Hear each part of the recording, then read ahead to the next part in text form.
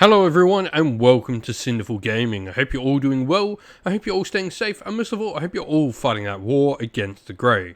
Today's video we're going to talk start collecting Warhammer Age of Sigmar, and today we're going to take a look at the cities of Sigmar, and in particular the Tempest free city sub-faction.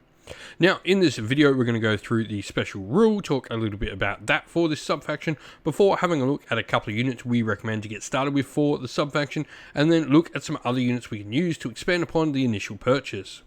We'll then finally finish off the video with a little sample army list of 1,000 points for you to use, hopefully as some inspiration for starting your own army of Tempest-sized cities of Sigmar in Warhammer Age of Sigmar.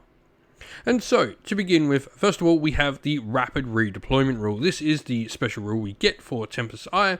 This allows friendly Tempest Eye and allied Caradron Overlord Sky Vessel units, including any units that are embarked upon said Sky Vessels, they get the ability to retreat and still shoot in the same phase. This obviously means that shooting units are going to have a lot of utility within this force. We're going to be able to sort of bring our opponent in, shoot, and something like an Unleash Hell, and then still be able to retreat if we survive the combat. So we're looking at shooting units that definitely can do a little bit of surviving. Good armor saves on shooting units is definitely something we want, and so it brings that nice utility as well. Today's video is brought to you by Gap Games, a fantastic retailer in Australia for a variety of different miniature war games. If you'd like to help support the channel, we have an affiliate link where by clicking on and purchasing, you'll help support the channel, but you'll also help support Gap Games, which is a fantastic servant to the community. And so, where do we go to begin our force? I think the Battle Mage is a really interesting pick for any force of the cities of Sigmar. First of all, this is a really fun kit to throw together, and you get a variety of different options for your wizards. Now, you are a one cast and one unbind wizard with a really nice spell lore that has quite a different sort of mix of utility, offensive and defensive spells within it. But you also have the arcane trinkets where you can get a special upgrade for your wizard, which could be +1 to cast, +1 to dispel, the ability to cause a mortal wound to yourself to cast an extra spell, a 5-up ward save, adding some extra attacks to your combat profile, which can be pretty nice. You can go up to 3 attacks at 3s and 3s, round 1 damage D3, nothing crazy, but pretty solid for a wizard all round. So you've got, this nice utility with these models on how you want to sort of equip and build them with your force. Now, to join them, we definitely did say we need shooting units, but generally when you're starting a Cities of Sigmar army, you will need to find a combat unit to sort of start your force as a lot of these combat units will unlock the different battle line sort of options. Normally, when you take a unit of free guild steel helms, like we're going to mention here, you can unlock another free guild unit, depending on what you want, as a battle line option, and the same can be said for taking some of the dwarven units as well. They'll unlock other options for you. Now, free guild steel helms are a decent unit though. Now, they're going to provide you with a pretty cheap battle line, 10 models there, so 10 wounds for 100 points. You got a base 4+ save. You can also consecrate objectives as well, which will allow you to, while you're on a consecrated objective, you will be considered to be having a 6-up ward, which is really nice for your Cities of Sigmar human units, and hold the line as well. Each time this unit receives all-out attack or all-out defense, you can pick one friendly unit with this ability and sort of pass the ability or the command down the line, which is really cool if you've got multiple units of these in your force. Now, looking at where to go next for our Cities of Sigmar, the first unit to have a look at is the second battle line option that will become unlocked as a battle line. You can take one unit of these for battle line for each unit of free steel helms in your force, and that is the Wild Corpse Hunters. I think these have a really nice use in a Tempest Eye force. Now, first of all, you have your hunting crossbows, which are really nice, which are 2 attacks, 4s and 4s, rend -1, damage 1. And you've also got the arrow blaster in there as well, which is going to be the same range, same attacks, but 3s and 3s, rend -2, damage D3. You've got a few abilities here. First of all, expert trackers after deployment, but before the first battle round begins, you get a free move, though the unit can't run when it does this. And hidden and dangerous. This unit is not visible to enemy units while it is in cover or while it is more than 12 inches away from enemy units. In addition, you improve the rend of this unit's melee weapons by 1 whilst they are in cover. So they're going to get those missile weapons going up to rend -2 and rend -3. Now, on top of that, you've also got your doggos in combat, which can provide a decent amount of extra attacks in there. So they've got 3 attacks at 4s and 3s, no rend damage 1. So unit actually does pack out quite a decent amount of combat attacks, though no rend on any of them. Now, looking at a unit that I think really does fit with a decent armor save and a decent amount of shooting, and that is the Dwarden unit called the Gyrocopter. These little flying helicopters can be taken in units of 1 or units of 3. You don't have to use, when you purchase the unit of 3, any reinforcement points to do so. They simply have a different points cost when you do so. Now, they have flyer, of course, they're little helicopters, and they've got their guild bombs, so once per battle after this unit has made a normal move, you can pick an enemy unit they've moved over and they can do some mortal wounds to them on a 2+. Now, your main gun can be either the Brimstone gun, which is a 15-inch range with 3 attacks at 3s and 3s, Ren 1 damage D3, or my preferred one is the range 12-inch steam gun, 2d6 attacks, 3s and 3s, no Ren damage 1. This can put out a pretty decent amount of firepower.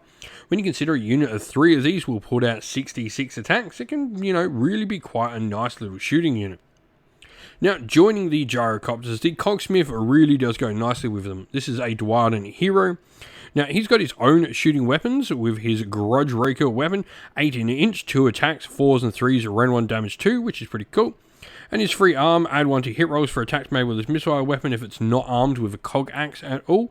So add 1 to rolls for attacks made with his unit's melee weapons if it's not armed with a Grudge Raker. So if it hasn't got one or the other, it can get a little bit of extra hitting power. And direct the Gyrocorps as well. You can actually issue commands to friendly Gyrocopter and Gyro Bomber units anywhere on the battlefield, so you can have him protected behind some of the other units and still throw out commands to your Gyrocopters. Now, moving back to the Free Guild, the Iron World Great Cannon, which is sort of actually a mid-place.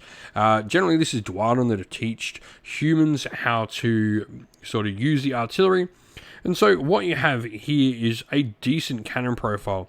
This actually has a variety of different profiles. You can go for a high -4 Ren damage D6 weapon, or go to -2 Ren and be damage D3 +2. Or you can instead have a nice 5 attacks at 3s and 3s, Ren 1 damage 2, and a shorter Grape Shot 12-inch range. Now, of course, no force here would be complete without looking at bringing in a Caradron Overlord Sky Vessel, and the first one you can sort of include in your first 1,000 points is the Gun Hauler. Now, the Gun Hauler is effectively a little mobile cannon. It can provide a nice little bit of extra artillery and some really good maneuverability. I think this does work nicely when fighting alongside your Gyrocopters as well. And so here we have our sample army list. Now, obviously, Tempest Eye going for Akshi here, and we've got in the grand strategy, hold the high ground. How this has to work is we have to have a friendly unit within 12-inch of the center of the battlefield, and no enemy units can be within there.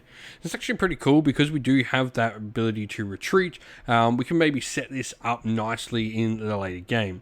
Now, we are 10 points under, so we've also gone for a triumph here as well for +1 to wound of Inspired.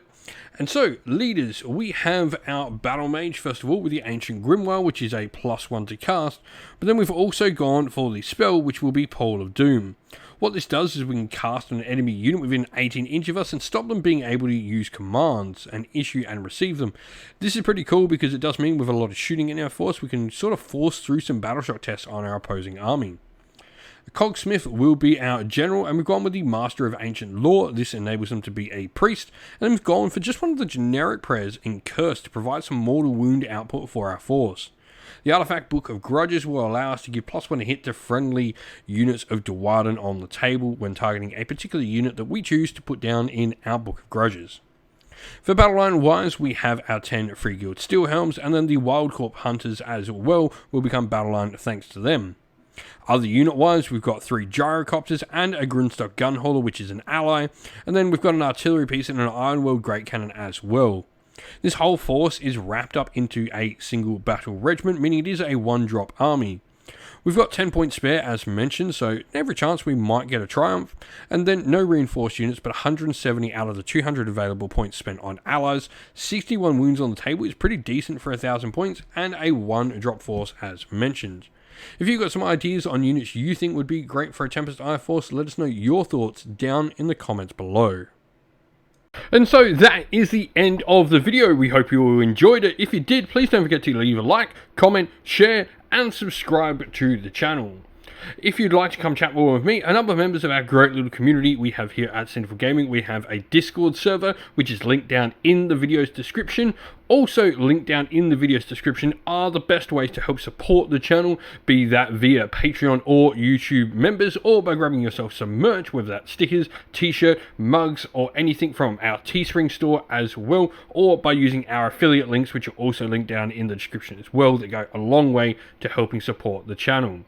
As a special thank you to all our Patreons and YouTube members, we'd like to give you all a shout out. So thank you to Andy C, Grimskull, Colorblind Magic, Iron Grinch, Benjamin Swallows, James Cater, Mark Harvey, Domir, Average Wargamer, JJ Austrian, Cure Dynamic, Andrew Bowen, Alderin Shot First, Kendall, Soren, Green Roots Gaming, Ronya, Lockloric, The Johnny84, Broken Chef, Ariana Edwards, Monty Stabletop Terrain, James Tillman, Disco, John Castle, and Gargamel196. Thank you all so much for helping support the channel. It means the absolute world to us. Please do not forget to like, comment, share, and subscribe. Once again, everyone, stay safe, stay well, and most of all, keep fighting that war against the grey. Ciao for now.